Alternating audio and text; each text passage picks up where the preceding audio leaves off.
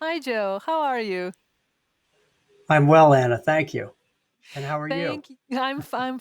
I'm fabulous listening to all the great speeches, and I cannot wait to hear yours as well. And I'll just remind our audience that they can submit their questions via chat to you because just after your speech, you're gonna answer those questions. We had a great experience with the questions for the previous speakers, so I can only encourage everyone to send those questions, but I'm sure that the speech itself will be tremendous. So the stage is yours.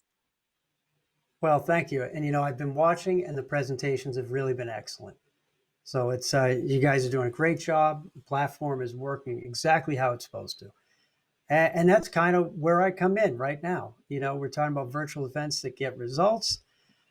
Um, the idea for us is we had to turn very quickly, just like everyone else in this, after working on in-person events for 36 years for the company, 16 for me. We're based in New York City, and so we pretty much have worked domestically in the United States. But we had to turn just like everyone else. When March came for us here in the New York area, that's when the world kind of crumbled. So, but we're all in the same boat in that. What we had to do very quickly was turn to see how we could make that experience translate, and from a production side. So, fortunately, for 12 years at least, we've streamed events as part of the in person conference. And in general, it was really conferences, it was the corporate and exhibition types of conferences. And so we were producing hybrid events to begin with. I think in the future, hybrid's going to be in reverse, but I think that's a topic for another presentation. But either way, so we had to make that turn very quickly, and since then we've kind of come across a number of different things. And the first is, how are we going to make it successful, and how are we going to simplify the production process? Because in general, it can be pretty complicated, and I think that's what we're all wrestling with right now. And there's a lot of moving parts.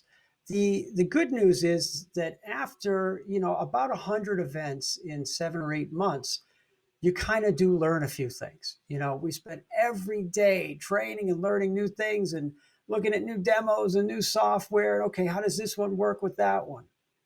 But in general, you still come back to the basics of what are you trying to accomplish? And I think that's where we're going to start. So, as far as my talking points about how to get results, from a production standpoint, of course, I'm going to leave all the event planners, all the event planning and the marketing, but we're going to look at the types of events and the client goals, choosing the right platform, defining the process, and of course, then we'll get to the fun part of the do's and the don'ts. But as far as the first step, I guess some background on us. Most of our events have between 250 to 1,000 people. So I would call that like a mid-level event. We're not usually dealing with, big productions that are like Broadway. Everybody's familiar with Broadway around the world. The Rockettes, we're not working on the Rockettes right now. A lot of what we work on is corporate events, events for fundraising and events for awareness, and in that way, there becomes certain things that work more effectively. But for us, starting with the type of events is going to be just a good place to begin. So if I'm looking at the type of event, that's going to help me dictate what platform I'm going to use. It's going to help me dictate the technology that's really important. So we like to start there. If I'm working on some sort of corporate training event, or a town hall or a sales presentation, I know that screen sharing is going to be really critical, right? I also know that most corporations, at least in the United States, tend to be very structured, and their IT departments only like to use certain things. So if I know that they can only use Internet Explorer or Edge, that's immediately going to change my perspective, because that pretty much doesn't work with anything. So we know that we're going to have to stick with certain parameters. Now, if I know that it's a fundraising event, well, then I have to think, how are they going to engage their donors to give them money? What are the most important things? How are we going to integrate auctions? How are we going to integrate what's called a live appeal, where they ask people to donate money? How are we going to get all these pieces together? How are we going to get all those video content pieces together? If it's an awareness event, then I have to think, are we trying to reach the biggest audience possible? All right, because that's going to certainly determine some of the steps that I take. And then entertainment is, for me, is really a question of scale. I think as you guys saw, I'm a drummer. Now, a lot of people don't call drummers musicians, but I like to consider myself one. But either way, entertainment can be of a small scale. Are we trying to bring some music in for, a corporate event? Are we trying to bring some music in for some sort of cocktail hour? We're trying to just provide some entertainment, or is it a concert? Like, I don't know if any of you saw, but Kiss played New Year's Eve in Dubai. They streamed it around the world. That's hundreds of thousands of viewers. I know I was watching. But if I'm trying to reach that scale, that now determines my path a lot. I'm going to need to think about how that's going to work. So let's keep moving here. We're going to just advance forward. Let me just get my clicker going. And why don't you guys? Here we go. Beautiful. So let's start with choosing the right platform. If I know the event type, now I can go to the platform. So I took this image down bottom. You'll see lots of options. I was watching something called Live Streaming Pros, and maybe just the other day, and right on there was this image that was put up by a group called Sage Events. And the gentleman's name is Blue, and they're working on some nice projects, and he had some really good information. Because I'm trying to learn from others, just like we're all sharing at this event. I didn't think he'd mind if I took this slide quick, but it pointed out all of the different options that are out there. And that's really interesting just by itself, because most of these I did not know. We've actually worked with over 15 different platforms, and a lot of these I just never heard of or interacted with.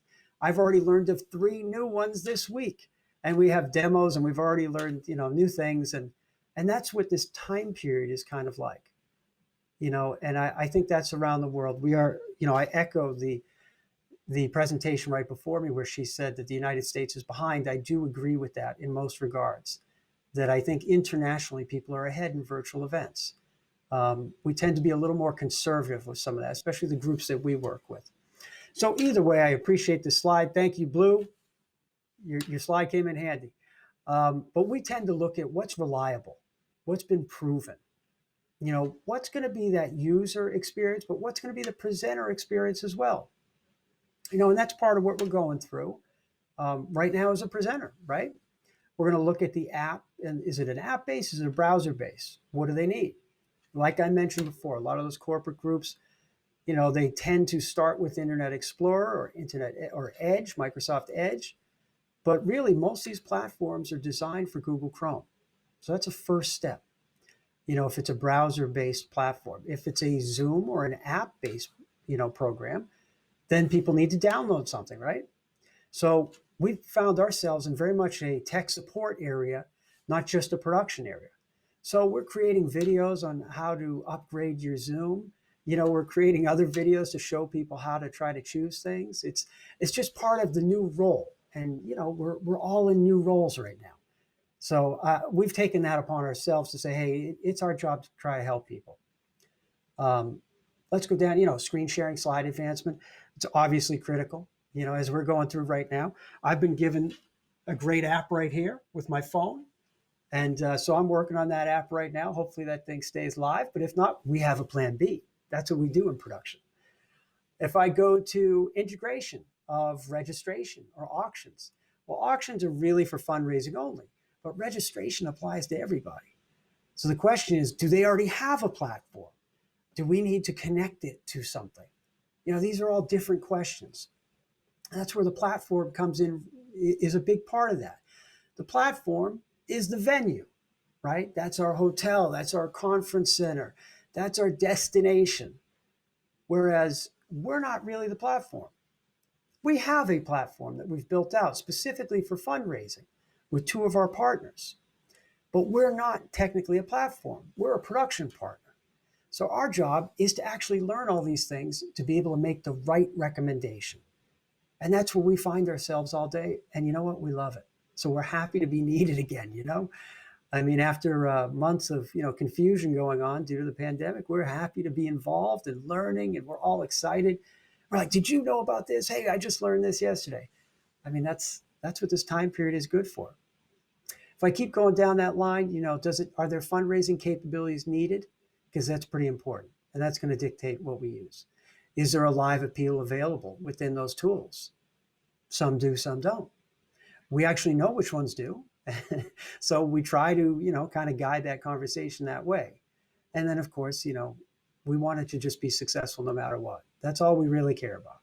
So we're a little bit platform agnostic, I guess you would say. But we need to keep educating ourselves to learn more. Then we get into, of course, the streaming side.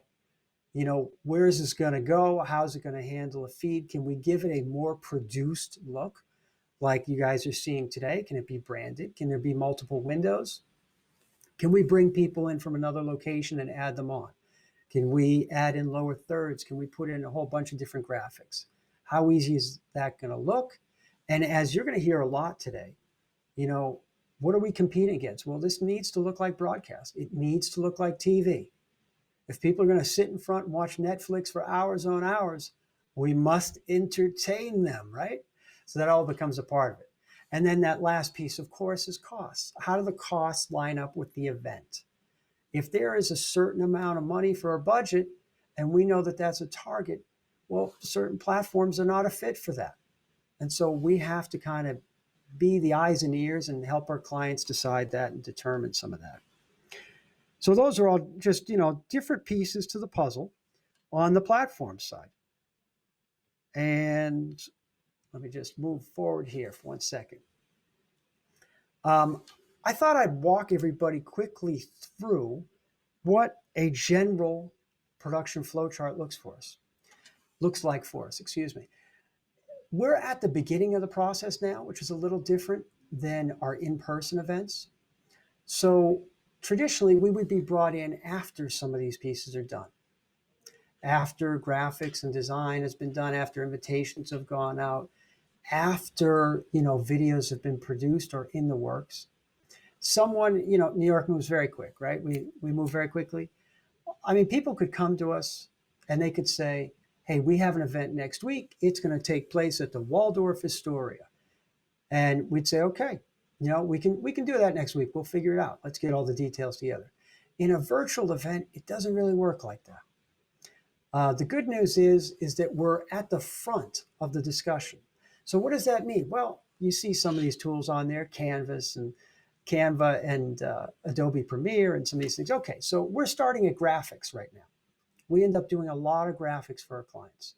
And so if it's something simple, maybe it's done in a consumer-based Canva, or usually we're going to Illustrator and we have our designers work on.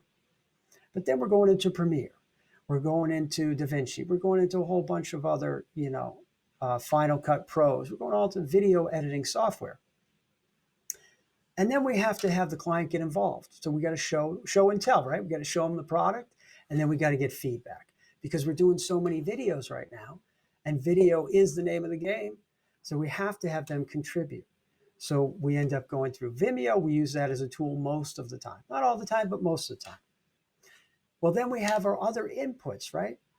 We're bringing guests in. We have to bring in content. We have to bring in material. This is all remote.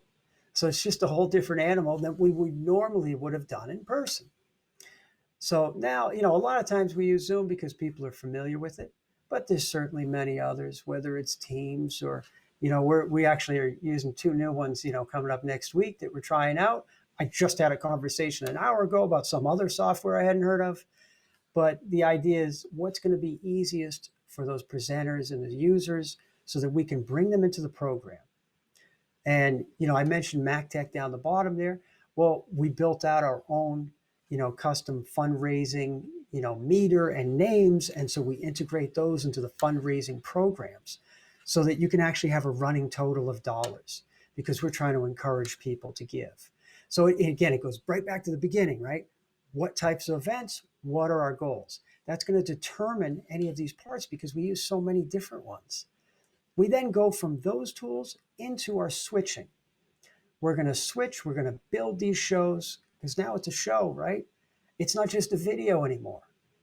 Most videos run between what, 30 seconds and 5 minutes. Well, most of our programs are an hour long at minimum.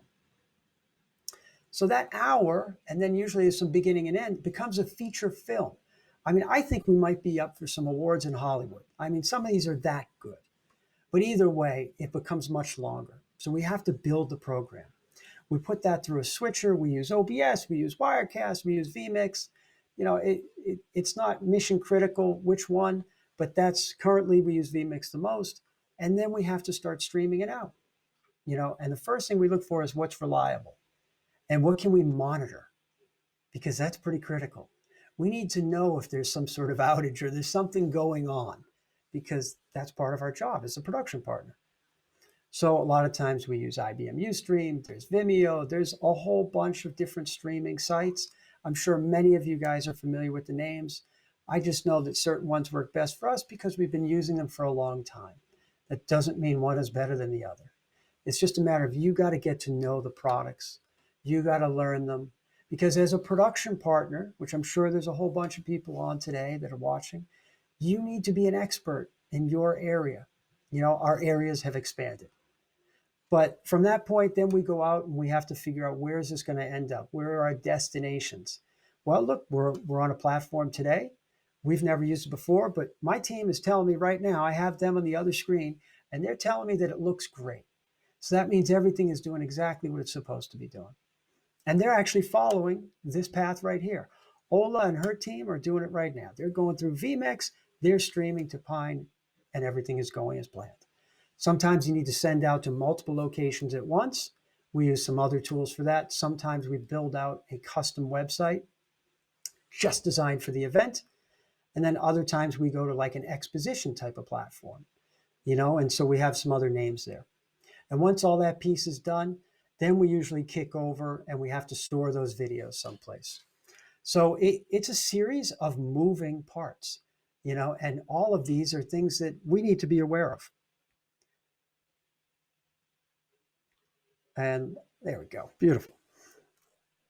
So on my next piece right here, you know, we're looking at just some of the things that have come up, define the process. Okay, just you really need to, some of the process is a little different and we've been involved a little bit differently. Just go through these topics with your team and with the clients. Make sure you know who's doing marketing. Make sure who's responsible for registration, what platform that's going to be, who's responsible for it. And that's all I'm saying. What website, what platform, who really is in charge of that? Because this becomes a very big project management tool, and you just need to know who's responsible. Video production, that goes just so many different directions by itself. As I mentioned, you know, these are a lot of times if it was one specific event, it's an hour long. If it's an expo or a conference, it's significantly more.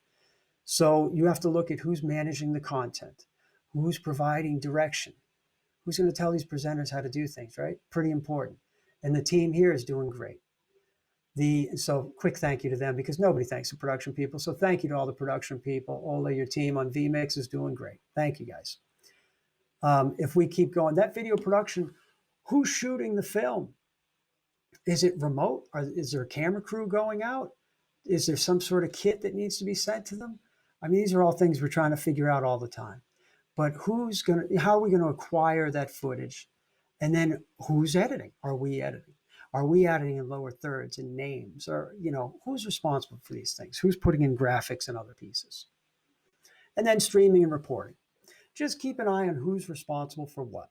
Those are the things that I've learned as we've gone through these 100 events, because it's definitely a little bit different than our in-person. And now the fun part, right? The do's and the don'ts. I mean, who doesn't want do's and don'ts? So let's get started on that. Do's, give yourself lots of time. Everything takes time, far more than you think it's going to take. And that's like our number one running joke.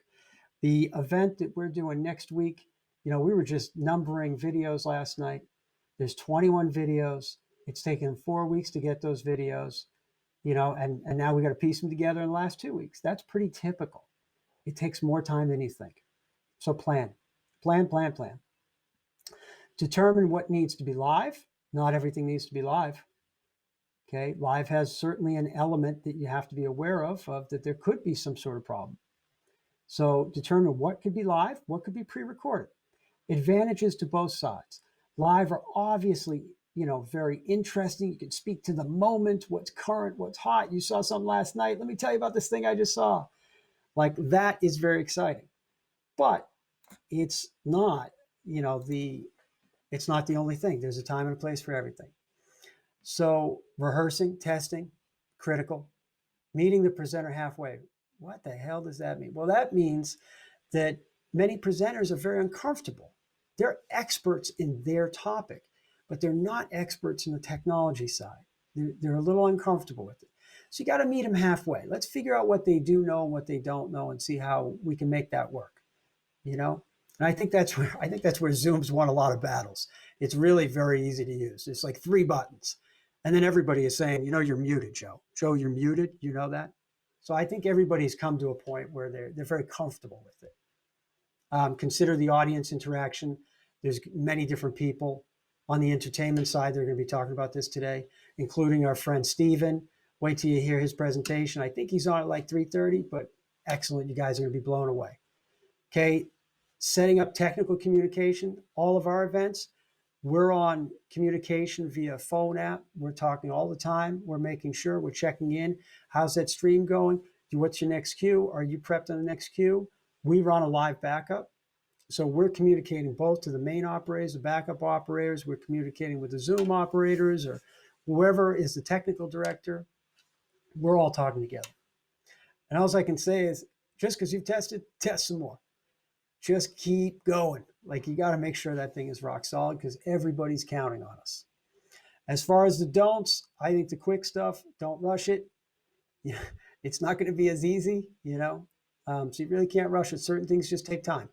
Certainly the video editing process takes time. I think we all know that. Don't let the presenter dictate the terms. This kind of goes hand in hand with the just say yes without knowing. You know that certain things work on each platform or in your production flow process, right? You have to make sure it's successful. And so you need to simplify that and have them work on your terms with that. You just, you walk them through, you try to make them as comfortable as possible, but you need it to work on all accounts. I'll just leave you with a few more. Don't forget about the message being more important than the quality. And I know coming from a production guy, that doesn't make any sense. But in reality, the most important thing is still the most important thing, and that's the message. That's the material being shared. And sometimes if they come on with that Wi-Fi signal and you told them not to go on Wi-Fi and it's a little fuzzy, but if they're able to connect with the audience, ultimately that's the most important thing. And then, we try to do it one person. We have that from a lot of do-it-yourselfers. We're usually running most of our events between 4 to 6 people at all times. So it's a little more complicated than they think because they usually have one person that's used to clicking the button. But once you add certain elements to it to make it more complicated and to make it a better production, it's just a little more complicated, and you need more people. And then this is really more for the whole group. Don't forget the pre and post event marketing. We now have these great videos. Let's get it out to people and see how they can help and how they can grow their perspective. So I'm going to turn it back over to my host here. I appreciate the time, everyone. Hopefully you got some helpful information on this. Sure, Joe, we got a lot from you, but still we have some questions. So please let me ask them to you because we can get even more. So let's use this opportunity once in a lifetime, maybe. So, what in Well, your let's do it then. Let's do it. what's in your opinion the perfect platform? I don't think there is a perfect platform, Anna. I think that every platform was originally designed to do one certain thing. And so at that thing, it's really good, and then they've added on as they've gone because clients have requested things, and they like working with them and they know how to use it. So I don't really think there is a perfect platform. I think there's a lot of really good platforms that you can sometimes adapt.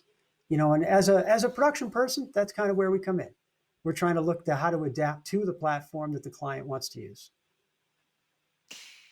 So that's a good news and the bad news in the same way. We can still work on a perfect platform or on an ideal platform, but yes, we have to be aware of the possibilities of the current platforms. And what is the difference, in opinion, between a platform and a production partner? Well, to me, the platform is the venue. Like that's the destination. I mean, it may not have the palm trees and the pretty water and everything or the mountains, but it's still where people have to go. And if we can all meet in one place, then that's the platform. Um, whereas a production partner doesn't necessarily start with the platform. They start with what you're trying to achieve. And there's someone that the client would trust and they're looking to them for guidance. And I think that's an important role for everybody. So everybody in the production side, just remember how important you are. You're making these things happen. And so I think that production partner is a little bit more because you have to take all the moving parts and put them together. And then it's got to work, right? It's got to be successful at all costs. Sure, but the third question is just coming along with this your answer to the second one. Do we really Sure. need a production partner or can we do it ourselves? Well, I mean, maybe I can't speak for everybody, but uh, in general, I think a lot of the platforms were designed as a do-it-yourself type of system. Um, but it depends on the level of production you're trying to put on.